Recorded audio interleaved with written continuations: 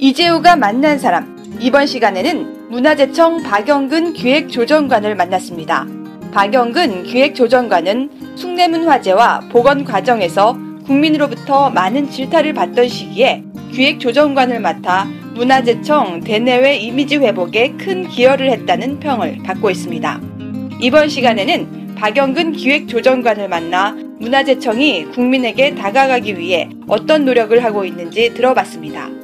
숭례문 화재 난 이후로 문화재청이 관리라든가 또 이런 것들을 제대로 하지 못하고 해서 아주 힘들었던 것이 사실입니다.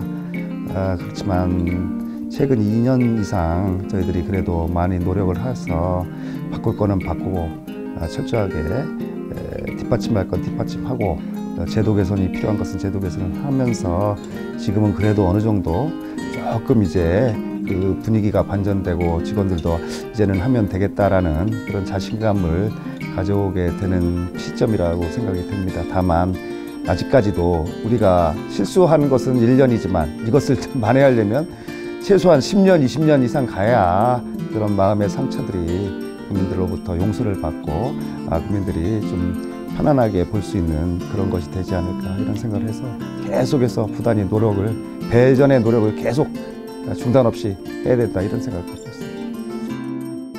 제가 기획조정관이 돼서 일단 국회 전담 직원도 배치를 해서 틈틈이 그리고 시간 나는 대로 국회를 찾아가면서 우리가 부족한 것이 무엇인지 우리가 바꿔야 될 것이 어떤 것들인지를 사전에 미리 이야기를 듣고 또 그것을 바꿔나가고 언론에 대해서도 우리 청의 정책이라든가 우리 청이 하고자 하는 것들을 조금 사전에 미리 좀 설명을 하고 이렇게 해서 그 일이 생긴 이후에 우리가 대처를 소극적으로 하는 것이 아니라 사전에 예방적으로 적극적으로 한 것들이 조금 효과가 있지 않느냐 이렇게 생각을 합니다. 2015년도에는 문화재청 생긴 이후로 국정감사라든가 언론 보도라든가 이런 지적이 물론 뭐 전혀 없었던 건 아니지만 그래도 상당 부분 많이 줄었다. 그래서 많은 칭찬도 받고 했습니다. 이건 뭐 저희 단순히 문화재청 직원들이 잘해서라기보다도 또 국회라든가 언론이라든가 또 주위에서 많이 도와주셔서 이런 그래도 나름의 성과를 거둔 것이 아닌가 이렇게 생각을 하고 있습니다.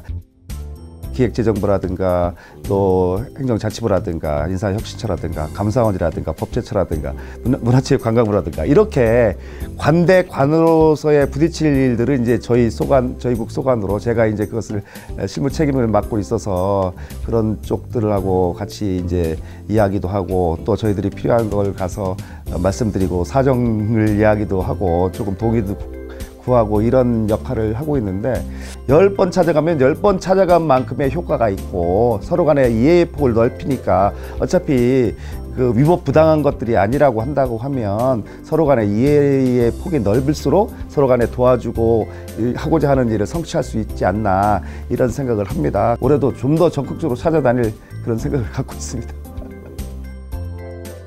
우리 청이 국민들과 함께하는 문화재청이 되기 위해서는 저는 두 가지로 생각을 합니다.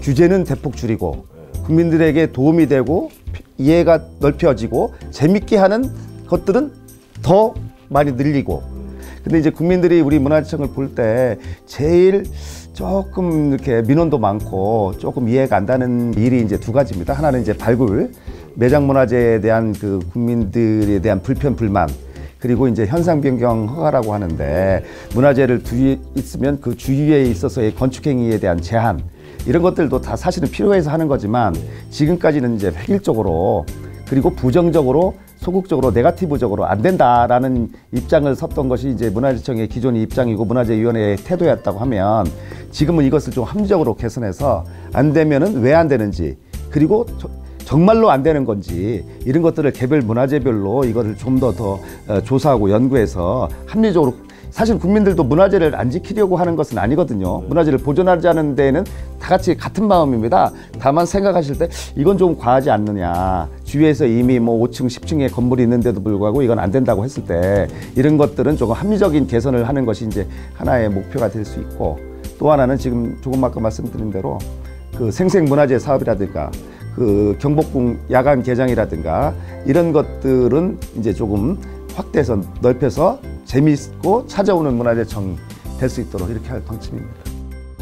그래도 서울 시내에 이렇게 4대궁 종묘가 있어서 그 외국 사람들이나 우리 국민들도 서울 시내에 이렇게 복잡한 현대사회에 있어서 그런 그 숲이라든가 이런 그 고건축을 보면서 위안을 받고 또 우리나라의 역사를 배울 수 있고 또 외국인들에게 소개도 시켰을 수 있고 이런 것들이 이제 물론 창덕궁 종묘는 세계문화유산으로 지정되어 있습니다만 이런 것들이야말로 우리나라 문화재 중에 가장 큰 보물이 아닌가 이렇게 생각을 하고 있습니다.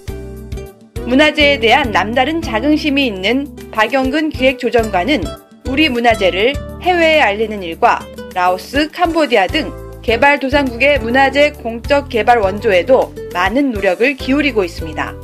문화재청의 대내외 소통에 중추적 역할을 하고 있는 박영근 기획조정관은 그동안의 성과에 만족하지 않고 국민에게 더 신뢰받는 문화재청이 되도록 최선을 다하겠다고 다짐했습니다.